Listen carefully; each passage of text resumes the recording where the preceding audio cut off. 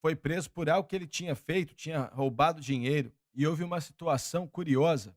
E eu não duvido, porque ele tinha me oferecido, depois daquele culto, e eu nunca falei nada para ninguém, é claro. Mas ele falou: podemos ir para as maiores cidades da América, eu vou armar tudo e garanto US$ 10.000 por culto para você. E eu falei assim: me desculpa aí, mas. Então, ele era. É aquilo, né? Eu fiz um esforço para tentar chegar até. Para entrar na cadeia e ministrar para ele, mas não deixaram eu fazer aquilo, e por aí vai. Mas eu tive vergonha porque eu não sabia nada sobre o Islã e ponto final. Mas foi muito interessante e eu estava tentando fazer o possível ali para debater com aquele homem. Durante aquela época, nós tínhamos, e talvez você se lembre, um muçulmano que tinha sido salvo através do nosso programa e se tornou um homem de filmagem aqui no nosso departamento de TV, lembra? Sim, era o Ali Abed, ele era do Irã. E um dos meus estudantes, o Jason, falou: Irmão Koski, tem um iraniano ali em Baton Rouge, no posto de gasolina, querendo vir para a igreja. Ele veio para a igreja, foi salvo e acabou sendo a voz do Jimmy Swagger em Farsi.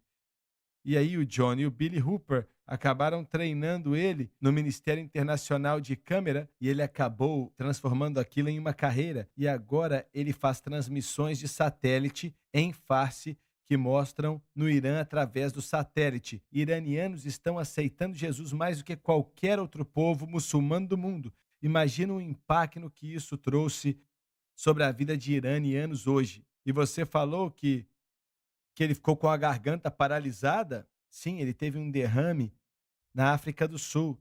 Lá na África não conseguiu mais conversar, só movia os lábios. E alguns cristãos acreditam que aquilo era um juízo de Deus, porque ele vivia zombando da Bíblia. Sempre zombava a Bíblia.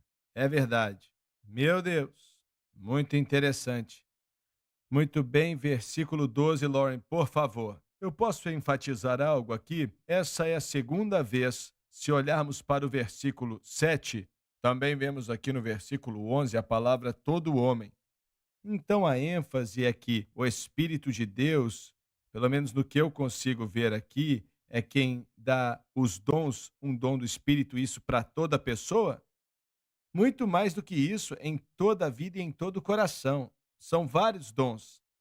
Mas eu acredito que na vida e no coração de todo cristão cheio do Espírito existem dons e a maioria das vezes eles estão adormecidos e não funcionam porque a pessoa não sabe, não entende, não tem ensinamento sobre esse tópico.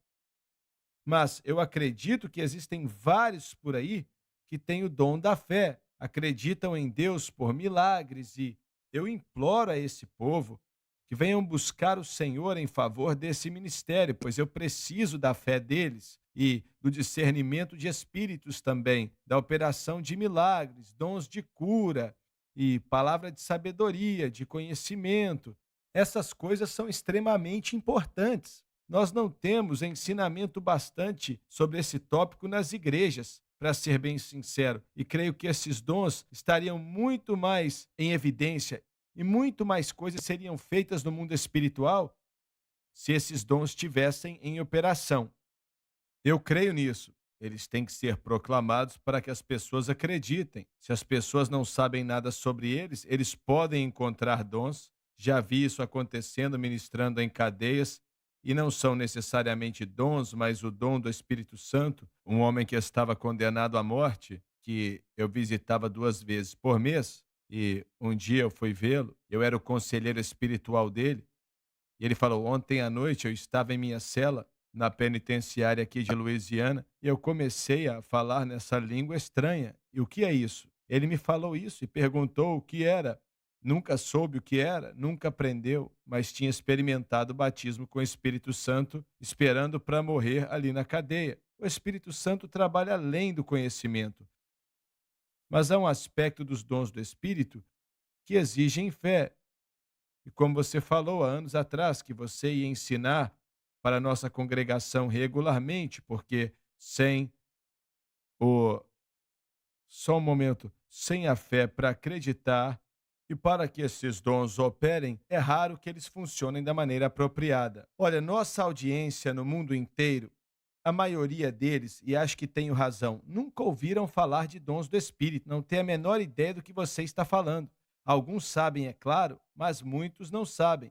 Está chegando a um ponto onde muitos em igrejas pentecostais têm pouco conhecimento sobre os dons do Espírito. E acho que, porque a Bíblia diz claramente que não devemos ser ignorantes a respeito deles. O Espírito Santo faz essa declaração de maneira ousada através do apóstolo Paulo, que sobre dons espirituais, irmãos, não quero que sejais ignorantes. Ele quer que saibamos quais são, o que são e como operam.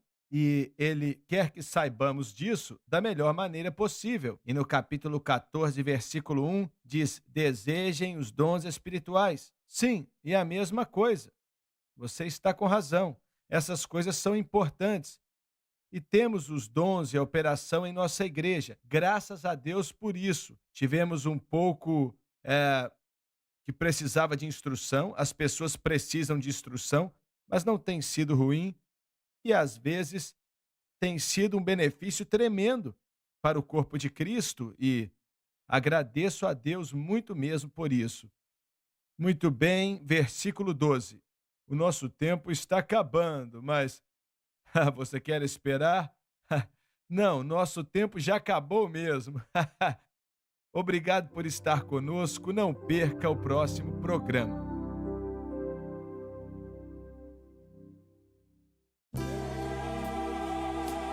Obrigada por assistir o programa de hoje, um estudo na palavra. Assista os programas arquivados online no site sunlifetv.com.